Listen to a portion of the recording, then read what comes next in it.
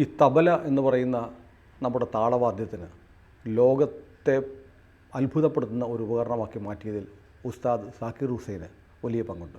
അദ്ദേഹത്തിൻ്റെ വിയോഗ ദിവസമാണ് നമ്മൾ സംസാരിക്കുന്നത്. ഇപ്പോൾ ഞാൻ ഓർക്കുന്നത് അദ്ദേഹത്തിൻ്റെ വീഡിയോകൾ കാണാറുണ്ട്. ബയാൻ എന്ന് പറഞ്ഞാൽ വലിയ തബലയിലെ വലിയ തബലയാണല്ലോ, അതിൽ അദ്ദേഹത്തിൻ്റെ വിരലുകൾ കാണിക്കുന്ന അത്ഭുതം. മ്യൂസിക് പ്രോഗ്രാംസ് കാണുമ്പോൾ ക്യാമറ അതങ്ങ് ഫോക്കസ് ചെയ്ത് കാണിക്കും. ആ എന്തൊരു വേഗതയാണ് വിരലുകൾക്ക്. അത് ഈ വേഗതയ്ക്കുള്ള ഒരു താളം, ആ താളം എല്ലാവർക്കും വഴങ്ങില്ല.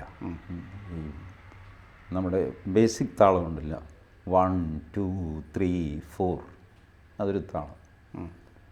1 2 3 4 1 2 3 4 1 2 3 4, അത് അടുത്ത താളം. പിന്നെ 1 2 3 4 1 2 3 4 1 2 3 4 1 2, ഇതിൻ്റെ ഉച്ചസ്ഥായിലേക്ക് കൊണ്ടുവരിക. അപ്പോൾ നമുക്ക് 1 2 3 4 എന്ന് പറയുന്നത് പോലും കേൾക്കാൻ പറ്റില്ല. അത് വിരൽത്തുമ്പിൽ സാക്കിർ ഹുസൈൻ്റെ വരും. അങ്ങനെയാണ് ട്രർ എന്ന് പറഞ്ഞ് കേൾക്കുന്നത്. അത് 1 2 3 4 1 2 3 4 തന്നെയാണ് സാധനം. 1 2 3 4, അതെ. ബട്ട് നമ്മൾ റെക്കഗ്നൈസ് ചെയ്യാത്ത വേഗത്തിൽ അദ്ദേഹം വായിക്കും. കൊടുങ്കാറ്റ് പോലെ അല്ലേ? ഒരു പന്തം നമ്മൾ ചുഴറ്റുമ്പോൾ ഉണ്ടല്ലോ, അതൊരു കണ്ടിന്യൂസ് വൃത്തമാണെന്ന് നമുക്ക് തോന്നും. വാസ്തവത്തിൽ കണ്ടിന്യൂസ് അല്ല. ബുദ്ധൻ്റെ തിയറി അതാണ്. ഓരോ സ്ഥലത്തും പന്തം ഇങ്ങനെ മാറി മാറി മാറി നമ്മൾ കാണുകയാണ്. പിന്നെ നമ്മുടെ കണ്ണിൻ്റെ ഈ സസ്റ്റൈനിങ് കപ്പാസിറ്റി കൊണ്ട് അത് കണ്ടിന്യൂസ് ആക്കി നമ്മൾ മാറ്റുകയാണ് ചെയ്യുന്നത്. സാധനം കണ്ടിന്യൂസ് അല്ല. ഇങ്ങനെയുള്ള ഇതുപോലെയാണ് സാക്കിർ ഹുസൈൻ്റെ ഈ മാജിക്. സാക്കിർ ഹുസൈൻ മാത്രമല്ല, നമ്മളുടെ ഉമയാൾപുരം ശിവരാമൻ, ചെണ്ടയിൽ മട്ടന്നൂർ ശങ്കരൻകുട്ടിമാരാർ, പെരുവനംകുട്ടന്മാരാർ, ഇവരൊക്കെ ശങ്കരൻകുട്ടിമാരാരും സാക്കിർ ഹുസൈനുമായിട്ട് ഒരു ജുഗൽബന്ധിയുണ്ട്. ചെണ്ടയും തബലയും, അത് വാസ്തവത്തിൽ എനിക്കത് ഇഷ്ടപ്പെട്ടില്ല കേട്ടോ.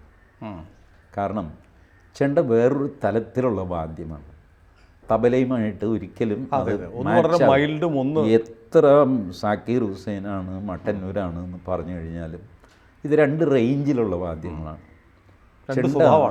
ചെണ്ടയെ ആസുരവാദ്യം എന്ന് പറയും.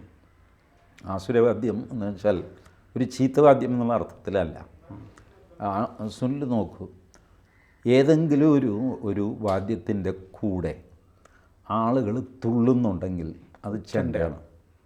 തബലയുടെ കൂടെ തുള്ളുന്ന കണ്ടിട്ടുണ്ടോ? ഇല്ല.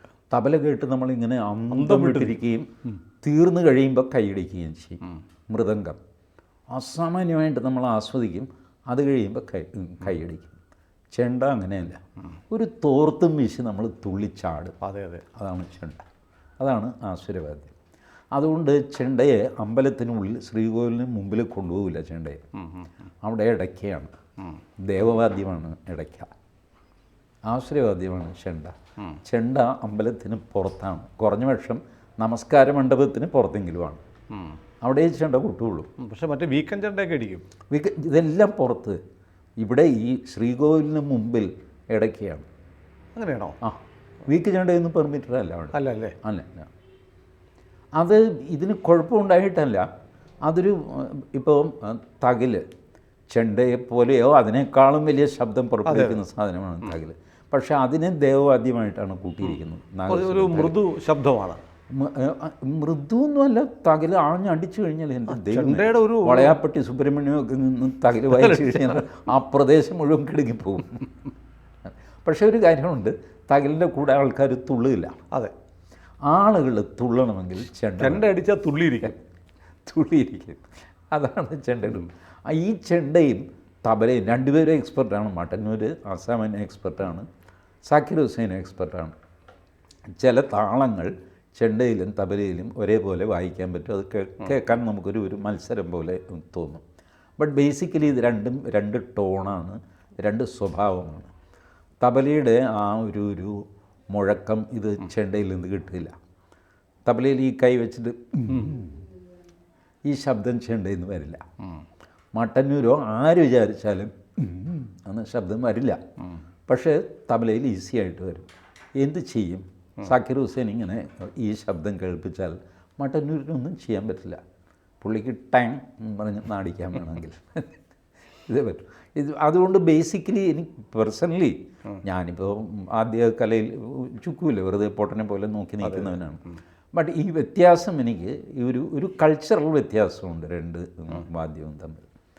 ബട്ട് ആളുകൾ ഈ പറഞ്ഞ സാക്കിർ ഹുസൈനും മട്ടന്നൂരും എന്ന് പറഞ്ഞാൽ ആൾ കൂടാതിരിക്കുമോ?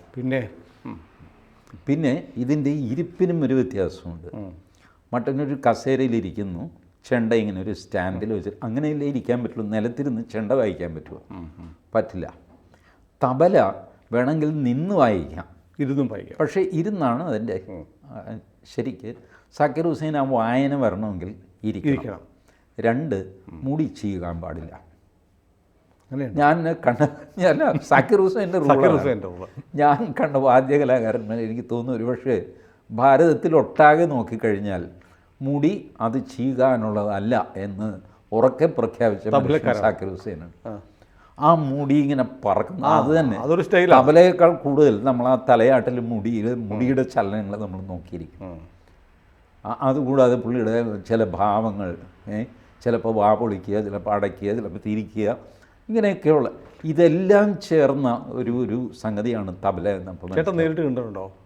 ഇല്ല അല്ലേ, നേരിട്ട് കണ്ടിട്ടില്ല. എനിക്കും അതിനുള്ള ഭാഗ്യം ഉണ്ടായിട്ടില്ല. ബട്ട് ഈ ചലനങ്ങൾ ശ്രദ്ധിച്ച ഒരു മനുഷ്യനായിരുന്നു ഭരത് ഗോപി.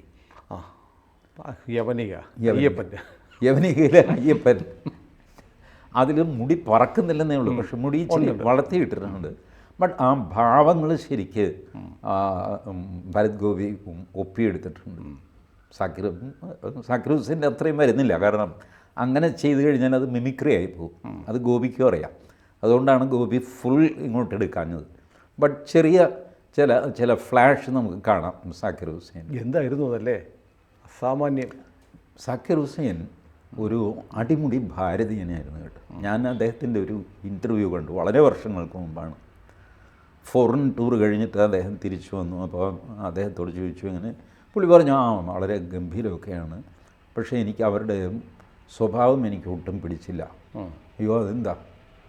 പുള്ളി പറഞ്ഞു, ഞങ്ങളൊക്കെ ഇവിടെ മറ്റുള്ള കലാകാരന്മാരെ ഉസ്താദ് എന്നാണ് വിളിക്കുന്നത്. അയാൾ ഉസ്താദാണോ അല്ല എന്നൊന്നും നോട്ടയില്ല, പക്ഷേ ഉസ്താദ് എന്ന് വിളിക്കും, ഹുസൂർ എന്ന് വിളിക്കും, ആയി എന്ന് പറയും, കാല് തൊട്ട് തൊഴും. ഞാൻ അവിടെ പോയി കഴിഞ്ഞപ്പോൾ ലോകപ്രശസ്തനായ വയലിനിസ്റ്റ് സുബീൻ മേത്ത, അദ്ദേഹത്തെ ഹായ് സുബീൻ എന്ന് പറഞ്ഞ് കൊച്ചു പിള്ളേർ വിളിക്കുന്നു. എനിക്കാകെ അങ്ങ് തൊലി പൊളിഞ്ഞു പോയി. ഒരു ബഹുമാനവുമില്ല. പക്ഷേ ഞാൻ നമ്മുടെ ഇന്ത്യൻ സ്റ്റൈലിൽ ഞാൻ കാല് തൊട്ട് തൊഴുതു, ഹുസൂർ എന്നാണ് ഞാൻ വിളിച്ചതും സംസാരിച്ചതും ഒക്കെ. പക്ഷേ അത് ഞാൻ വിളിക്കുമ്പോൾ അവർക്കൊരു ചളിപ്പ് പോലെ, അവർക്ക് പേര് വിളിച്ചാലേ തൃപ്തിയുള്ളൂ. എനിക്ക് ജന്മം ചെയ്ത ഒരു മനുഷ്യനെ പേരെടുത്ത്, അതും ഇത്ര വലിയ കലാകാരന്മാരെ പേരെടുത്ത് വിളിക്കുന്നെങ്ങനെ? നമ്മളെപ്പോഴും ഉസ്താദ്, ആശാൻ, ഇതൊക്കെയാണല്ലോ ഇത് ഗുരു, അങ്ങനെയാണ് നമ്മൾ പറയാറുള്ളത്. അപ്പോൾ അത് അവിടെ ഇല്ല. പുള്ളി പറഞ്ഞു എനിക്കത് ഒരിക്കലും പൊരുത്തപ്പെടാൻ പറ്റുന്നില്ല. അപ്പോഴാണ് എനിക്ക് മനസ്സിലായി ഈ മനുഷ്യൻ ഉള്ളിൻ്റെ ഉള്ളിൽ അടിമുടി ഭാരതീയനാണ്. പുള്ളി സ്റ്റേജ് തൊട്ട് നെറുകയിൽ വയ്ക്കുക, വരുന്ന ആൾക്കാരുടെയൊക്കെ കാല് തൊട്ട് തൊഴുക, ഇത്രയധികം വിനയമുണ്ട് ഒരു മനുഷ്യൻ. അത് ഭാരതത്തിൻ്റെ ഒരു പ്രോഡക്റ്റാണ്. അദ്ദേഹത്തിൻ്റെ പിതാവ് അല്ലാരാഖ അങ്ങനെ തന്നെയായിരുന്നു. പിന്നെ ഒരു കൊച്ചുവന് സാക്കിർ ഹുസൈൻ്റെ മകനാണ്, ഇപ്പോൾ പഠിച്ചു വരുന്നുണ്ട്. സാക്കിർ ഹുസൈൻ തന്നെ 7ാം വയസ്സിലാണ് ആദ്യത്തെ പരമ്പരാഗതമായിട്ട് ഇത് ചെയ്തു വരുന്ന ആൾക്കാർ. നല്ലൊരു ഭാരതീയനായിരുന്നു. പത്മശ്രീ, പത്മഭൂഷൺ ഒക്കെ കൊടുത്തു. നമ്മുടെ ഈ ഒരു മലയാള സിനിമയിൽ അദ്ദേഹം സംഗീതം ചെയ്തിട്ടുണ്ട്. മോഹൻലാലിൻ്റെ വാനപ്രസ്ഥത്തിൽ മ്യൂസിക് ചെയ്തിരിക്കുന്നത് സാക്കിർ ഹുസൈനാണെന്ന് കണ്ടു. ഞാനിന്നിപ്പോൾ പരിശോധിക്കുമ്പോഴാണ് കണ്ടത്. 1-2 സിനിമ, അതിലത് വാനപ്രസ്ഥമാണ് കണ്ടത്. ഏതായാലും നമുക്കിപ്പോൾ ഈ ഇങ്ങനെയുള്ള ആളുകളൊക്കെ ശരിക്കും ഈ ഭാരതത്തിൻ്റെ രത്നങ്ങളാണ് ഇവരൊക്കെ. അതെ തീർച്ചയായിട്ടും ജീവിച്ചിരിക്കുമ്പോൾ ഒന്നും കിട്ടിയില്ല. പത്മശ്രീയൊക്കെ കിട്ടിയിട്ടുണ്ട്. അല്ല, പത്മശ്രീ, പത്മഭൂഷണം കൊടുത്തു. പത്മഭൂഷണം കൊടുത്ത് അദ്ദേഹത്തിന് കിട്ടാനുള്ള ഏകദേശം ഈ കലാകാരന്മാരെ ആദരിക്കുന്ന രീതിയിലുള്ള അവാർഡുകൾ, സംഗതികളെല്ലാം സാക്കിർ ഹുസൈൻ അംഗീകാരം എല്ലാം കിട്ടിയിട്ടുണ്ട്. അതിലെല്ലാം അദ്ദേഹത്തിനൊരു കുറവ് വരുത്തി എന്ന് പറയാനൊന്നുമില്ല. നമുക്ക് ഈ പറഞ്ഞ പോലെ ടി ജി പറഞ്ഞ പോലെ നമ്മുടെ ഈ കലാരംഗത്തുമൊക്കെ ഈ ദേശീയത അല്ലെങ്കിൽ ഭാരതത്തിൻ്റെ സംസ്കാരം ഇതൊക്കെ ഉയർത്തിപ്പിടിക്കുന്ന ആളുകളുടെ എണ്ണം ഇന്നിപ്പോൾ പൊതുവിൽ കുറഞ്ഞു വരും. എല്ലാവരും വെസ്റ്റേൺ രീതികളുടെ പിന്നാലെ പോവുകയാണ്. രീതികളിൽ പിന്നാലെ പോകുന്നത് അത് പോപ്പുലർ ആയതുകൊണ്ടാണ്. പക്ഷേ അവരുടെ ഉള്ളിലെ ഭാരതീയതയൊന്നും ഇല്ലാതാകുന്നില്ല. അത് കൂടിക്കൂടി വരികയാണ് ചെയ്യുന്നത്. പക്ഷെ അത് പുറത്ത് കാണിക്കുന്നുണ്ടോ? പുറമേ കാണിക്കൽ കൂടിയാണല്ലോ ഈ പറഞ്ഞ പോലെ ഒന്ന് പാദ നമസ്കാരം ചെയ്യുക, വേദിയിൽ കയറുമ്പോൾ ഒന്ന് വേദിയിൽ ആദ്യത്തെ പടവിലെങ്കിലും തൊട്ടത്. അങ്ങനെ ഒരു പ്രത്യേക സിമ്പൽ ആയിട്ട് അവർ ചെയ്യണമെന്നില്ല. ഇപ്പോൾ ശിവമണി, സാക്കിർ ഹുസൈനെ പോലെ ഒരു വാദ്യകലാകാരനാണ് ശിവമണി. ശിവമണി എല്ലാ വർഷവും ശബരിമലയിൽ പോകുന്നുണ്ട്. അടുത്ത കാലത്ത് തുടങ്ങിയാണ്. അപ്പം അടുത്ത കാലം എന്ന് പറഞ്ഞാൽ ഇപ്പം തന്നെ 18 വർഷം മറ്റായി പതിവായിട്ട് പോകുന്നത്. ശിവമണിക്ക് ഏറ്റവും അധികം തൃപ്തി കിട്ടുന്നത് ശബരിമലയിൽ പോയി എന്തെങ്കിലും വായിക്കുക, ഒന്നുമില്ലെങ്കിൽ വെള്ളത്തിൻ്റെ കുപ്പിയുണ്ടല്ലോ, അത് മതി ശിവമണിക്ക് വായിക്കാൻ. ശ്രദ്ധിച്ചിട്ടുണ്ട്? ശിവമണി കൈ കിട്ടി എന്തുകൊണ്ട് വാദ്യമാക്കും. അതാണ് ശിവമണി. അപ്പോൾ ശിവമണി എന്നാൽ ഒരു പ്രത്യേക വേഷത്തിലൊക്കെയാണ് എപ്പോഴും കാണാറുള്ളത്. തലയിലൊരു കെട്ടുണ്ടാകും, കഴുത്തിൽ ചിലപ്പോൾ മാലയുണ്ടാകും, ചിലപ്പോൾ ഉണ്ടാവില്ല, ചിലപ്പോൾ ഉണ്ടാവില്ല, ചിലപ്പോൾ ജുബ്ബയായിരിക്കും. നടന്ന് വായിക്കുക, നിന്ന് വായിക്കുക, ഇരുന്ന് വായിക്കുക, തലകുത്ത് നിന്ന് വായിക്കുക, എന്ത് ചെയ്യാതെ സാക്കിർ ഹുസൈനെ വെല്ലുന്ന ഒരു സാമർഥ്യമാണ് ശിവമണിയുടെ. അപ്പോൾ നമുക്ക് ഈ പറഞ്ഞ പോലെ പ്രത്യേക ഒരു സിമ്പൽ അദ്ദേഹം ചെയ്താലേ ഭാരതീയനാകൂ, അങ്ങനെ നിഷ്കർഷിക്കാൻ പറ്റില്ല. ബട്ട് മൊത്തത്തിൽ നിങ്ങൾ ആളെ എടുത്തു കഴിയുമ്പോൾ ഭാരതീയനാണ്. ഏതായാലും നമ്മുടെ ഭാരതത്തിൻ്റെ ഒരു മഹാനായ പുത്രൻ നമ്മളെ വിട്ടുപോയി. അദ്ദേഹത്തിൻ്റെ ആത്മാവിന് നിത്യശാന്തിക്കായി പ്രാർത്ഥിക്കാം. യെസ്, ആദരാഞ്ജലികൾ. കൂടുതൽ വാർത്തകളും വിശേഷങ്ങളും നിങ്ങളിലേക്ക് എത്താൻ ABC മലയാളം സബ്സ്ക്രൈബ് ചെയ്യുക, ബെൽ ബട്ടണും അമർത്തുക.